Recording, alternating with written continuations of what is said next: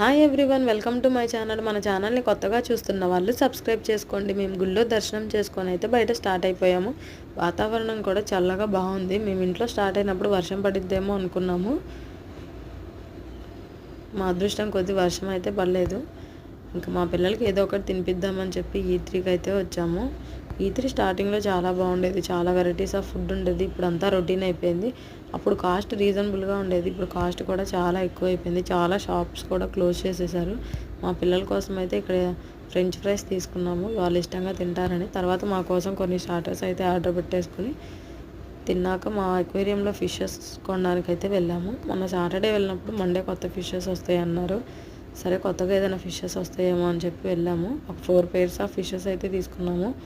మా హస్బెండ్కి fish curry నచ్చదు, ఇంట్లో ఫిష్ కర్రీ చేసినా ఆ స్మెల్ కూడా నచ్చదు. కానీ ఫిషెస్ని పెంచడం అయితే చాలా ఇష్టం. మా కొత్త ఫ్రెండ్స్ అదిగోండి. మీకు ఈ వీడియో నచ్చితే